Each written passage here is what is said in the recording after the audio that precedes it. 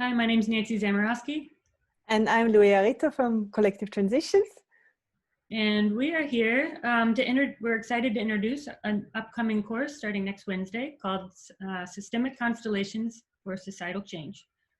And in this video, we wanted to answer, there's been a number of questions and interest around this course, so we thought it'd be easier and more fun to do a short video and share a little bit with you around what is the course and how is it designed in terms of how it meets societal transformational change, and what is systemic constellations and what that actually looks like in practice.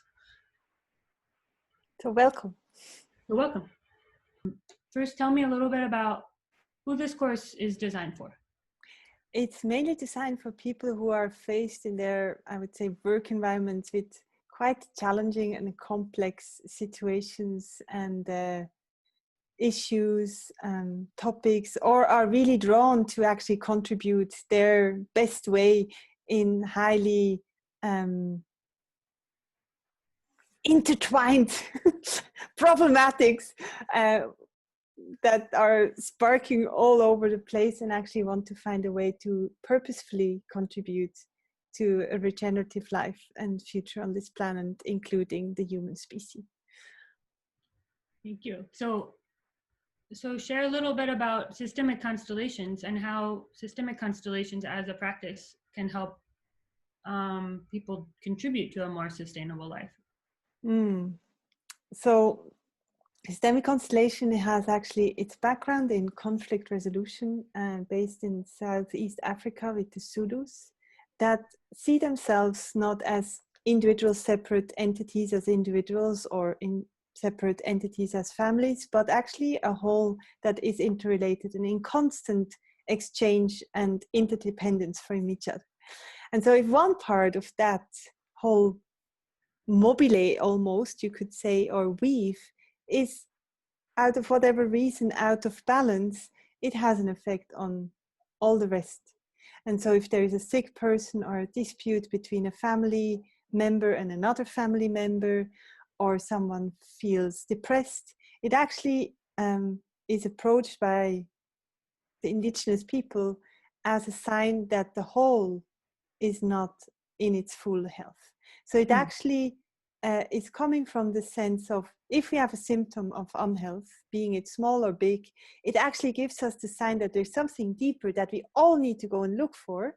And if we dare find the spark or the little twist that made something come out of balance or becoming wobbly, we taking ownership of that together, and we actually acknowledge for what it is, rather than trying to fix and fight the symptom on the top, then sooner than later, the whole system can come back into a right and natural order. So it's an invitation to, from a systemic sensing point of view, finding sustainable solutions, not in just technologies, but actually understanding the deeper dynamics that are at play that need to be taken into account at the same time as we bring in concrete action, tangible, that lead to tangible results. Wonderful. So what I'm hearing is it started with the Zulu traditions, and it was a way to understand if there was one part out of balance of how it was affecting the whole health, and sort of showing the kind of hidden patterns, relationships, and dynamics of a system. So, and the co-ownership that is called there to take up together. So the community is like, this isn't just an individual issue if there's a symptom, but it's a whole community issue around, like, then how can we as a community support the process of acknowledging what's happening and also healing what's happening. Exactly. Is that right? Yeah. So how does, I guess within that context, I'm sort of I like the idea of all these things, but how does it work? So what is, like, from a layman's term, like, what is a systemic constellation and how does it work? So basically you just start to, because there's so much that you could constellate. So you start with a very concrete question and intention for the constellation. And for example, I want to look into why we in our organization have constantly conflict with people that are already so dedicated to the mission and the vision of a project, but somehow don't find their place. And we may see a recurring pattern. So we could say, okay, we want to look at that element. What is going on there really? Like, instead of saying, oh, it's fault A or fault B. And so we have this question or this intention, and we set up a few core elements that can be maybe the founders, that can be maybe a few people, but also that can be the place or the context that we are working in. And so when we put these elements, we as people, and there are different ways of how we can do it, actually step into this role and become representatives of one of these elements. And we allow our body, so it's really an embodied approach and a felt sense approach. So we are not approaching it from our mental. We actually let that rest for a while and just dare to trust our bodily responses when we step into a representational action. Our body will directly give information, and everyone can do it. So there's not the ones who can and the ones who can't. And your body may start to turn, twist, strengthen up. All of that is information. And together with the facilitation person, we actually then guide and see what are the interrelationships between the different elements that are gotten represented, and how we can find maybe even just a small word of I see you, or I acknowledge what you have done, can already shift and release a lot of the tension that is in the system. Yeah, I love that concept. And I think in terms of like an image that people can see and understand, systemic constellation as a form can take many different forms. But what you've just described is a way where people can actually stand, like, so if I'm watching this happen, I would see a group of people making a formation together in different places and taking different positions, and then using their bodies as instruments to then say what's happening for them in that moment in relationship to the other different parts and representation. So a facilitator may say, how, okay, things just shifted, how is that for you now? What are you sensing? Or something like that. Exactly. So tell me a little bit about kind of the overview of the course, and how, maybe not the overview, but how people can benefit, or what they can get out of the course that's coming up. I think for this course, it's a threefold over a course of 6 weeks.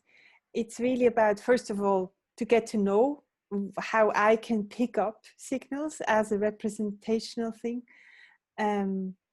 how I actually can read the signals that are flowing between one part of the system to another, and how in very simple ways I can use that as almost a decision-making navigational tool with myself and my team, for example, or my community, to help make better informed and meaningful decisions.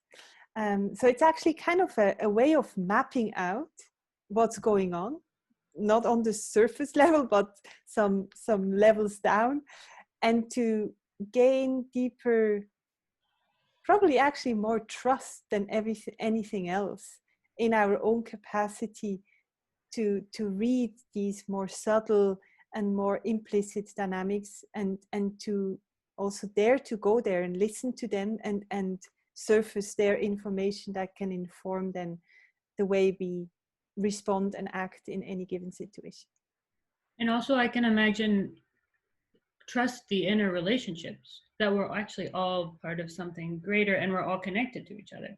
Totally, for sure. Yeah. Something I've noticed in class is one part of the system will change, and then that could potentially change all the other parts of the system, which is how you start to see the patterns that are shaped underneath. Yeah. Which is super cool for me to see.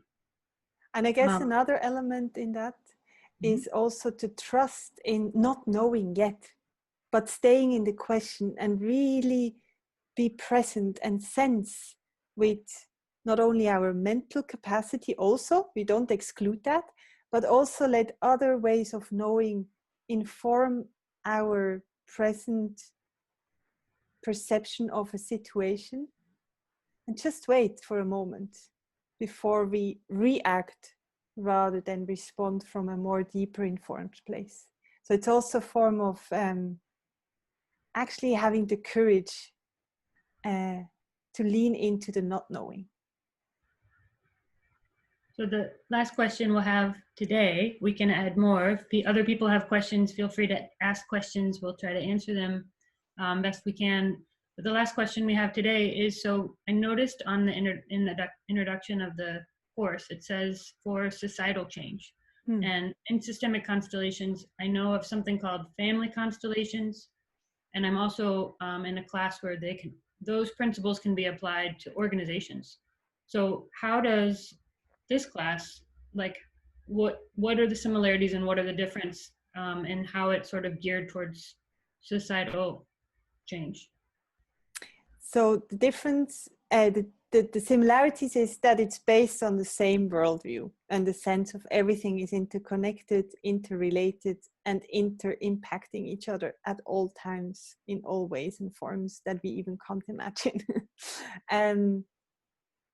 What we are adding in that is that we are especially bringing people together that are working in complex situations where you cannot say 1 + 1 gives 2, because you have to on the spot basically respond with quite a high level of accuracy, because if you do one course shift it actually may have ripple effects that you didn't intend. So it actually takes a lot of toll of really be present, centered, grounded, not only as an individual but especially also as a team. So it's also about building team capacities, and within collective transitions we are mainly focusing on people's collective capacity building. So it's just another angle of how to actually apply systemic constellation as a meaningful tool next to others, of course, in navigating with subtleties and complexities. Awesome. Thank you so much. I'm Thank really you, excited. Natty. Of course. Yeah. So if you're watching and you're interested, take a look. I'll send a link at the bottom of this video, and come join us. There's 3 sessions, 2 hours, 2.5 hours each. 2.5 hours, yeah. 2.5 hours each.